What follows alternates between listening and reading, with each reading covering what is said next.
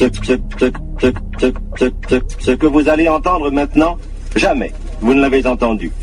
Les news de Paris. Quand les gens entrent, ça a déjà commencé. Quand les gens partent, ça ne finira jamais. Sur MCC Radio, avec Janelle Sika, dans les news de Paris.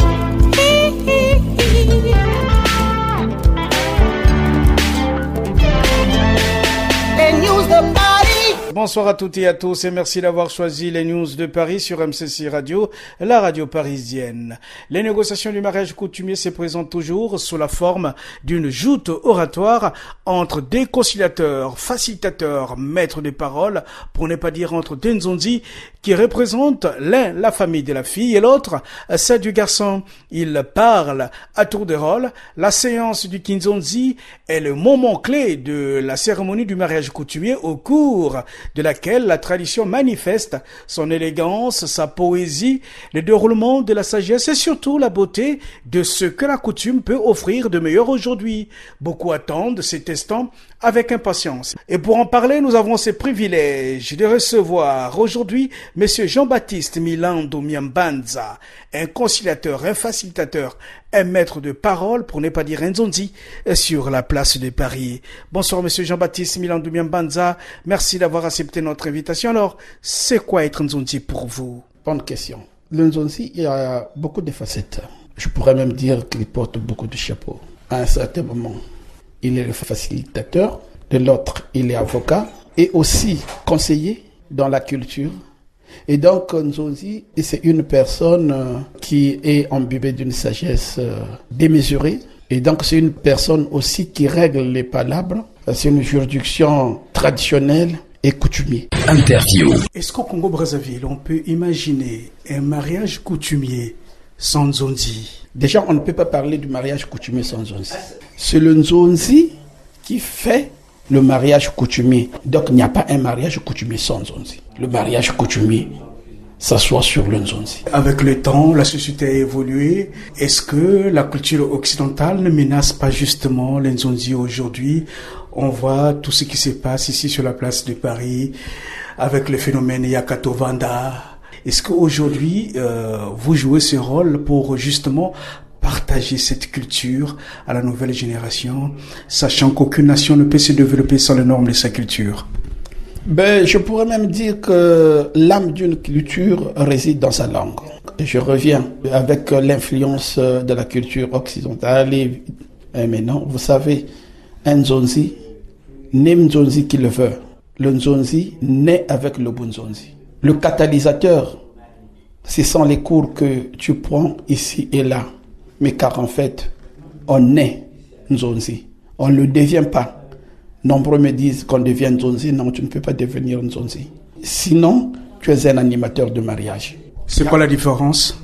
La différence entre animateur et Nzonzi, l'animateur vient pour animer un mariage, pour faire rire les personnes. Mais la pédagogie, c'est le Nzonzi qui la donne. Et donc, la culture occidentale ne peut pas venir empiéter sur la culture Congo parce que si tu es un Nzonzi, c'est comme un griot. Il n'y a pas la différence entre un griot et un Nzonzi. Et son rôle dans un mariage coutumier, qu'est-ce qu'il est capable de faire et de ne pas faire? L'Nzonzi, c'est une personne qui dit le droit coutumier, qui dit le droit, qui dit la tradition, qui dit les coutumes. Et donc, il faut faire une école. Après avoir fait une école auprès d'une personne, mais en amont, il faut en avoir ses capacités, l'énergie que tu nais avec pour être Nzonzi. En aval, tu donneras la culture et tu seras le pédagogue, tu seras le maître, l'enseignant qui donne, qui transmet cette culture aux générations futures. Car en fait, le mariage d'aujourd'hui, c'est de transmettre ce savoir que nombreux dans le monde entier est en train de conserver. Vous vous rendez compte aujourd'hui, au Mali, on a mis l'université de cette culture, où on est en train d'enseigner cette culture africaine pour que les générations futures puissent avoir cette connaissance. Sur MCC Radio, avec Janelle Sika, dans les news de Paris.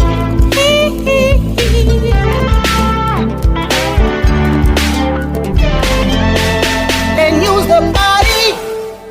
À Bonzonzi, c'est quoi vos principes fondamentaux? Le principe fondamental d'un Nzonzi, c'est la justice, le bon sens et la culture. Un bon Nzonzi, c'est faire l'équité.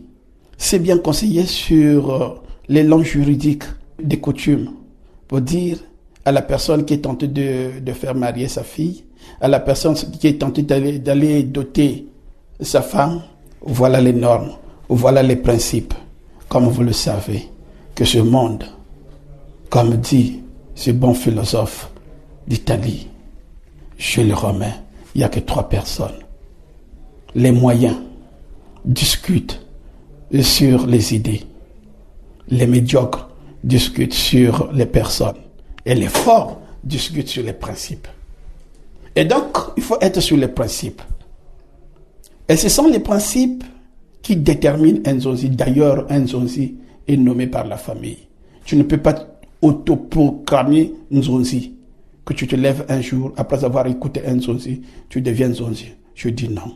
En fait, c'est le public qui t'amène à être un Nzonzi. Par rapport à ta sagesse, par rapport à ton vécu, par rapport à ta connaissance. C'est le public qui dira, même si tu n'es pas dans la scène, même si on ne t'invite pas, mais en t'écoutant, tu te rends compte que la sagesse qui est tentée de déborder dans le cœur et la bouche de cette personne, c'est un Nzonzi. Lorsque l'État s'est engagé à ériger les lois et ils ont mis à côté les Nzonzi, c'est pourquoi on est tenté de vivre cette situation.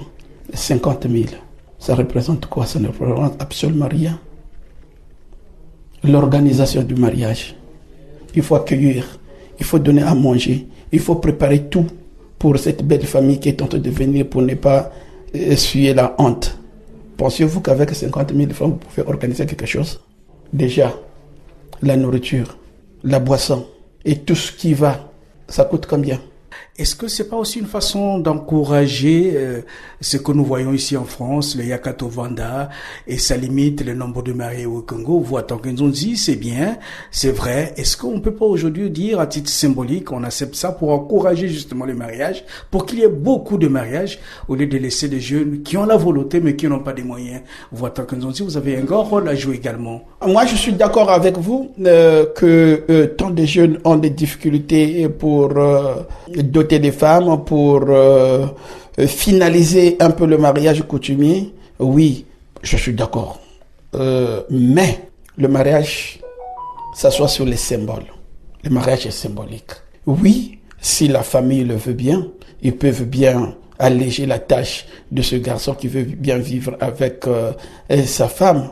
Mais aussi les jeunes, vous savez pourquoi parfois la dot gravite autour des milles et des milles. Aujourd'hui, quand tu envoies une lettre de mariage auprès des beaux-parents, tu envoies les invitations par Internet et c'est tout Paris qui est invité à cette fête. Pensez-vous que le papa va se donner comme ça? Pensez-vous que le papa là ne doit pas fournir des efforts pour faire nourrir 1000 personnes? Non. Si aujourd'hui le mariage, je ne suis pas du côté des papas, mais je fais la justice. Si les jeunes aussi et les personnes qui se marient aujourd'hui se disent, écoutez, parents, moi je vais venir me marier, mais je viendrai seulement avec ma famille. La dot reviendrait très moins cher. 15-20 personnes pour un mariage coutumier, la dot reviendrait moins cher.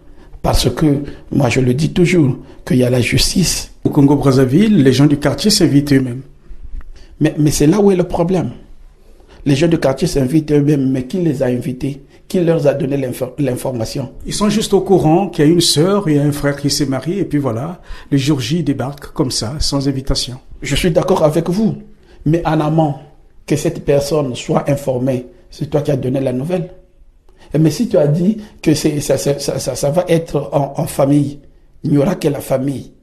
Mais je suis sûr qu'il y a des problèmes qu'on arrange où il n'y a que la famille. Il y a des problèmes qu'on règle où il n'y a que la famille. Mais c'est question de bon sens. dès lors que tu donnes une carte d'invitation à X, Y va aller multiplier pour qu'il puisse venir avec 5, 6, 7 personnes. Et après, 500 personnes, 4000 personnes, si ces personnes ne mangent pas et ne boivent pas à leur faim, après demain, c'est quoi? On était dans le mariage d'un tel, on n'a pas bien mangé, cette famille n'a pas bien reçu les personnes, voilà. En fait, c'est des moqueries dans les rues de Paris. La responsabilité est partagée. Et si les Congolais peuvent arriver jusqu'à ce niveau de dire, tiens, je vais aller me marier, mon mariage, c'est l'affaire de ma famille et la famille de madame, on aura moins de problèmes. Même si le papa demande 100 €, 50 €, 200 €, il pourra jouer bien l'affaire. Parce que il y a moins de dépenses, il y a moins de personnes. D'ailleurs, les mariages se passent dans les maisons. Imaginez-vous que le papa allait louer une salle de 1000 € pour recevoir son beau-fils. Croyez-vous, avec 1000 € qu'il a dépensé, il va te demander la dot à 1100 €. Croyez-vous, avec tout ce qui va se suivre derrière, les services et tout comme ça. Sur MCC Radio, avec Janelle Sika, dans les news de Paris.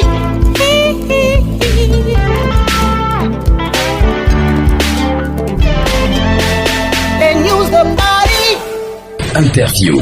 La responsabilité est partagée, M. Milando, l'un de Frontières Nationales. Vous êtes au bord de la Seine. Comment vous arrivez à perpétuer cette tradition liée donc au mariage coutumier? Aujourd'hui, en tant que pédagogue, à chaque fois que je me retrouve dans une prestation de mariage, j'attire l'attention des jeunes. Je les invite à suivre intelligemment. Je commence par la pédagogie. Et pour ceux qui n'ont pas la chance, justement, de vous rencontrer dans les cérémonies des mariages coutumiers ici sur la place de Paris, à l'heure des réseaux sociaux, qu'est-ce que vous faites pour justement partager cette culture à ceux qui vous regardent à travers le monde entier? Maintenant, j'ai mis sur place une petite chaîne, je ne dirais pas une grande chaîne, une petite chaîne fine, chaîne qui s'appelle JB Cultura. Et donc là, je suis tenté de décortiquer un peu la procédure du mariage, de la présentation jusqu'à la dot. Donc ça s'appelle JB Cultura dans YouTube. Je sais un peu d'expliquer pas à pas comment se tenir, comment se prendre avant le mariage et qu'est-ce qu'il faut faire, qu'est-ce qu'il ne faut pas faire. En fait, c'est les interdictions et des obligations. Je les mets dans YouTube pour aider les jeunes, pour aider les assoiffés ou les amoureux de notre culture Congo. La connaissance est comme une bouteille à moitié remplie. On ajoute chaque jour. Le jour que la bouteille va se remplir, c'est la mort. Tu es dans le cercueil. Personne ne peut ajouter encore autre chose.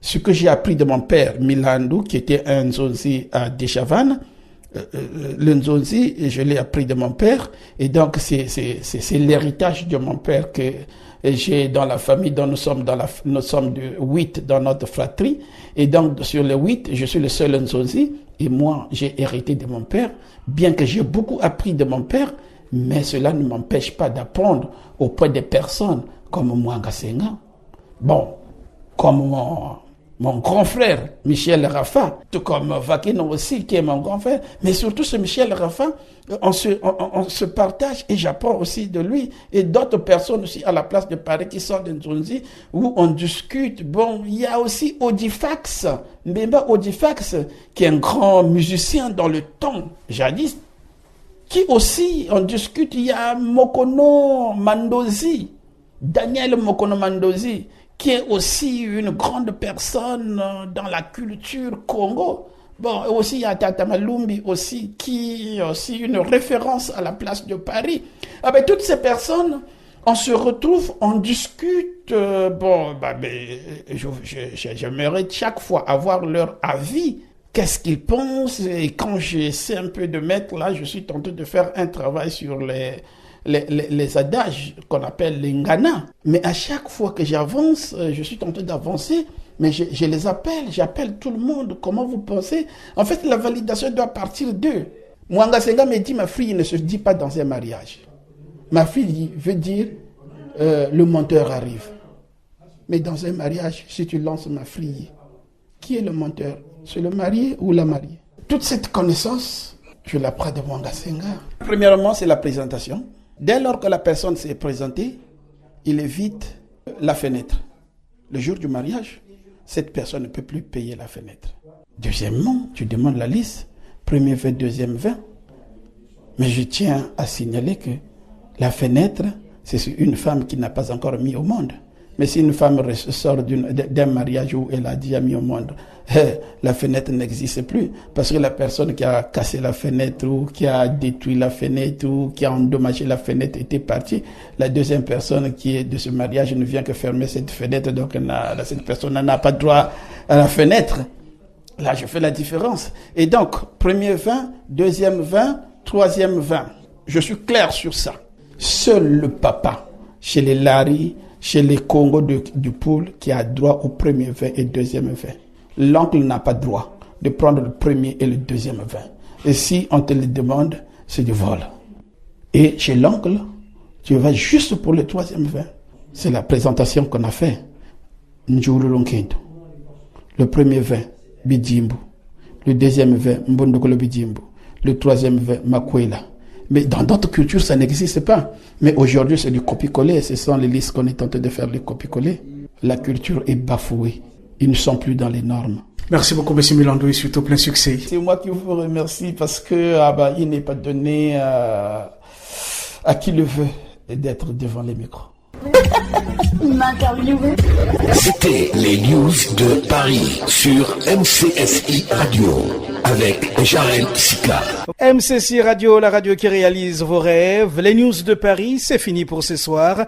On se retrouve prochainement sur la radio de la diversité culturelle afropolitaine. Gardez toujours les sourires, car demain sera la fin de vos larmes. Salut. Mais c'est déjà fini. Il est bâti.